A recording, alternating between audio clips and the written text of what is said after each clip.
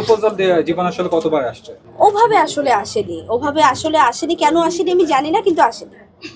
মানে যেরকম আসে নায়িকাদের ওরকম আসে। এক্সপেকটেশন খুব বেশি ছিল না, এক্সপেকটেশন ছিলই না, কিন্তু তারপরও থাকে না যে মানুষ যেটা বাইরে থেকে মনে করে যে নায়িকা মানেই তো আসলে মনে হয় অনেক প্রপোজাল আসে, বাট এরকম কিছু না। জীবন সঙ্গী একটা গুরুত্বপূর্ণ বিষয়, সেক্ষেত্রে ছবি জঙ্গনে দেখেছি অনেকেই নিজের মতো করে অর্থাৎ চয়েস করে নেয়।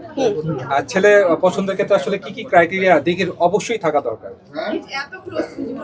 অনেক ক্রাইটেরিয়া আছে, ওই ক্রাইটেরিয়া বলতে গেলে আমার মনে হয় শেষ হবে না, কিন্তু আমি যেটা মনে করি যে আমি যদি বলি যে আমার চোখে একজন সুপুরুষ কিংবা কাকে আমি মনে করি যে এটা আইডল হতে পারে, তাহলে আমি বাবার কথা বলবো যে আমার বাবাকে দেখলে আমার যেরকম লাগে তখন মনে হয় এরকম একটা ছেলে চাই। সাংস্কৃতিক পরিবার থেকেই আসা, দিঘিও একজন সাংস্কৃতিক অঙ্গনের মানুষ।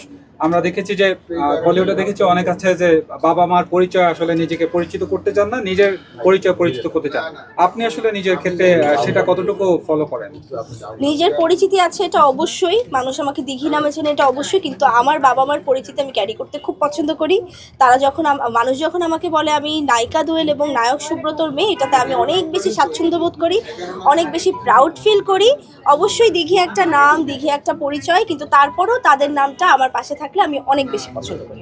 সর্বশেষ একটা প্রশ্ন, যে টগো সিনেমা যেখানে আপনাকে রাখা হয়েছিল, হঠাৎ করে আপনি বাদ পূজাকে ইন করা হয়েছে, সেক্ষেত্রে অনেক খবরও হয়েছে আমরা জানি। আসলে এই বাদ দেওয়ার প্রসঙ্গটা নিয়ে একটু জানতে চাই, এটা কেন বাদ দেওয়া হলো, আপনার কি মনে হয়?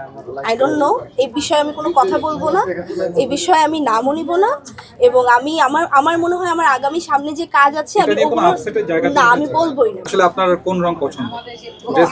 আমি পছন্দ করি ব্ল্যাক কালার, যেটা আজকে সন্ধ্যা আন্টি পরে আছে, আমি ব্ল্যাক কালার খুব পছন্দ করি, কিন্তু আমার মনে হয়েছে আজকের এই গাউনটা এই পরিবেশের জন্য এই কালারটা খুব পারফেক্ট, এই জন্য এই কালারটা। বাংলাদেশের বাইরে দেখেছি যে তারকাদের সাজগোজ নিয়ে খুব একটা চর্চা চলে, মানে এই ক্ষেত্রে দেখি আসলে কেমন, সে যখন কোনো একটা পার্টিতে যাচ্ছে আসলে সাজগোজের বিষয় কতটা কনসার্ন? সাজগোজের বিষয়ে কতটা কনসার্ন আমি জানি না, কিন্তু আমি অত বেশি সাজতেও খুব পছন্দ করি না, আবার একদম দেখা যায় আমি খুব মিনিমাল সাজি, একটু সিম্পলি থাকার চেষ্টা করি, আসলে প্রোগ্রাম বুঝে কিংবা জায়গা বুঝে তারপরে ওরকম কিছু হয়। ময়না পাখি দিয়ে জনপ্রিয়তা পাওয়া দিঘি আজ এত বড় হয়েছে এবং চিত্রনায়িকা হয়েছে, তো সেক্ষেত্রে দিঘির আসলে বর্তমান ফ্যান ফলোয়ার এবং তখন তো আলাদা একটা অডিয়েন্স ছিল, কি মনে হয় আসলে দিন দিন পপুলারিটি কি বাড়ছে? বাড়ছে কিনা জানি না, কিন্তু যা ছিল আলহামদুলিল্লাহ তা এখনো আছে, বাড়ারটা আমি জানি না, বাট আল্লাহর রহমতে আমার ফ্যান কমেনি, এটা আমি জানি। বাংলাদেশের প্রেক্ষাপটে চলচ্চিত্র অঙ্গনে তো এখন অনেক সিনেমা হচ্ছে, আসলে দিঘির এই বছরে কোনো সিনেমার পরিকল্পনা আছে? অবশ্যই আছে, এবং খুব শীঘ্রই জানতে পারবে সবাই যে কি আসছে সামনে। আল্লাহর রহমতে অনেকগুলো সিনেমার সাথে কথা হচ্ছে, অনেকগুলো স্ক্রিপ্টই পড়ছি। আমি আসলে ঈদে যেহেতু একটা সিনেমা যাচ্ছে, এই জন্য আমি ওগুলোর কথা এখন বলতে চাই না, ওটার সাবজেক্টটা পুরোপুরি যখন শেষ হবে ঈদ যাওয়ার পরে, তারপর আমি নতুন কাজের কথা। দেশ জুড়ে তোলপাড়, ওয়ালটন ফ্রিজ কিনে হতে পারেন মিলেনিয়ার।